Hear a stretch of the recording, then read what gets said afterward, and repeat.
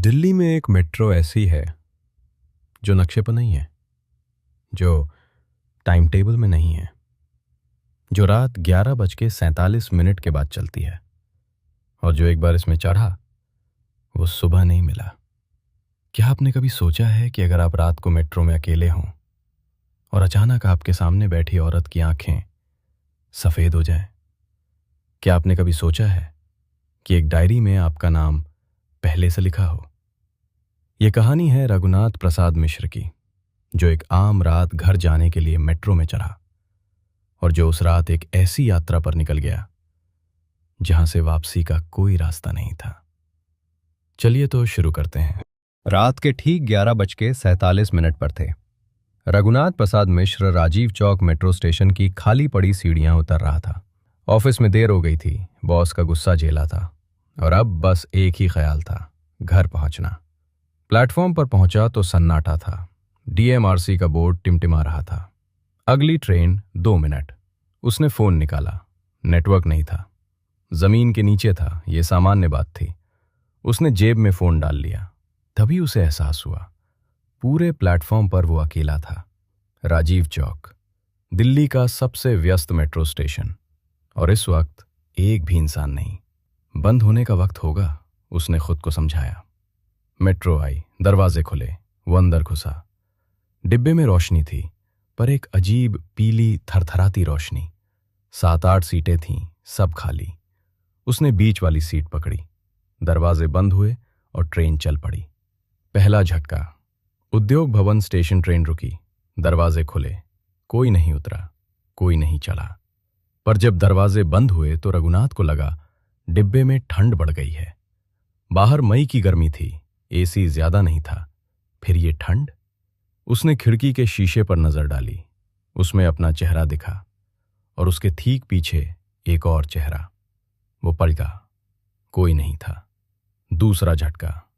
Central secretariat station आया, train रुकी। इस बार एक औरत चढ़ी, सफेद साड़ी, बाल खुले, नजरें नीची। वो आकर रघुनाथ के ठीक सामने बैठ गई, जबकि पूरा डिब्बा खाली था।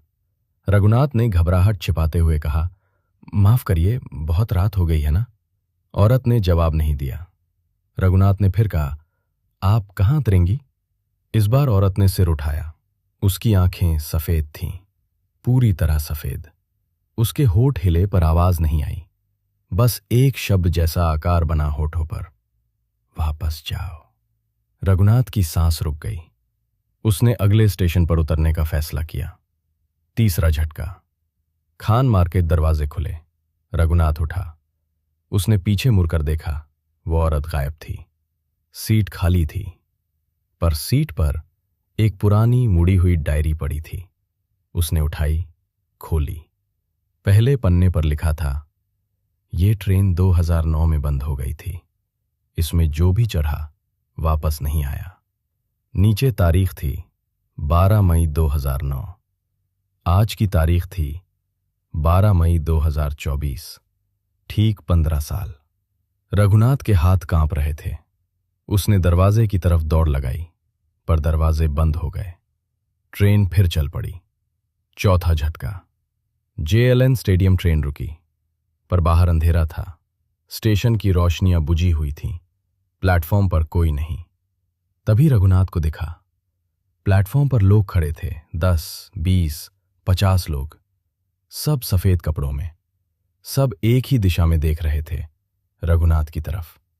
किसी ने हाथ नहीं हिलाया, कोई नहीं हिला, बस देखते रहे। दरवाजे फिर बंद हुए। रघुनाथ ने डायरी के अगले पन्ने पलटे। हर पन्ने पर एक नाम था, एक तारीख, एक लाइन। हरकचंद वैद्य, 12 मई 2009, नहीं लौटा। शांति देवी, 12 मई 2009, नहीं लौटी। राम खेलावन तिवारी, 12 मई 2009, नहीं लौटा।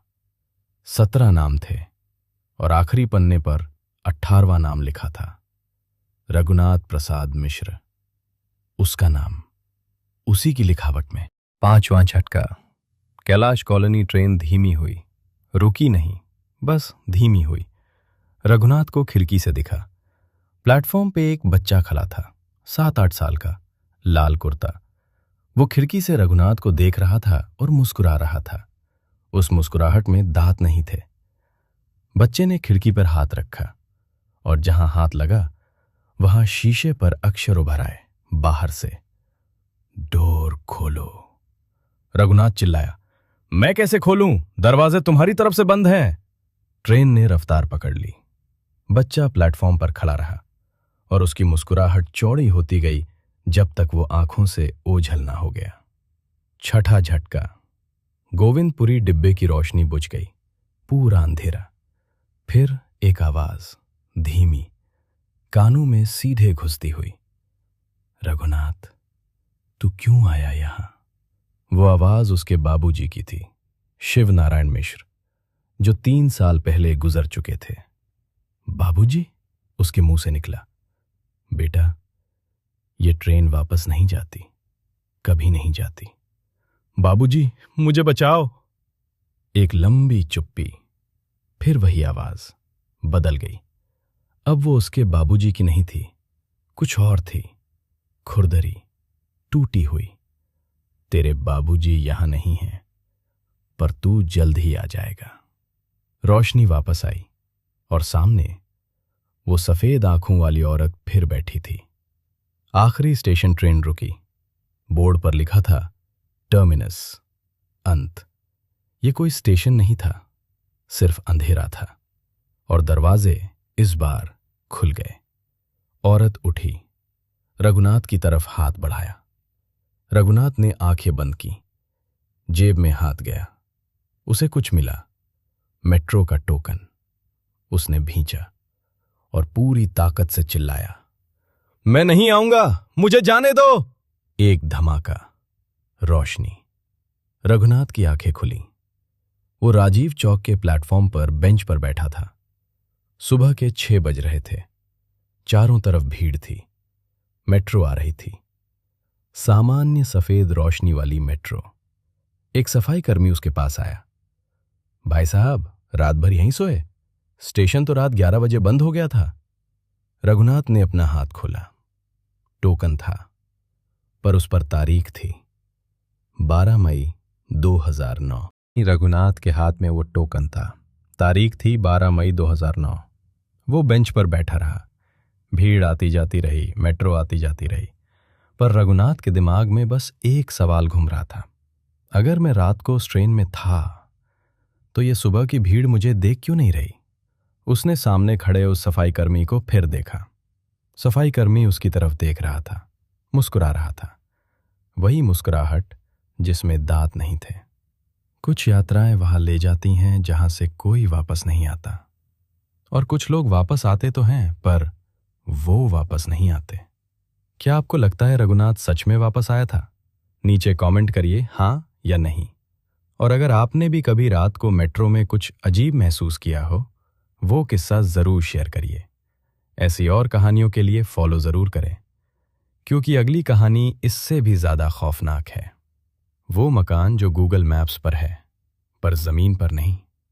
एक आखिरी बात, अगली बार जब आप रात को मेट्रो में बैठें और ट्रेन किसी अनजान स्टेशन पर रुके, उतरिएगा मत। जय हिंद।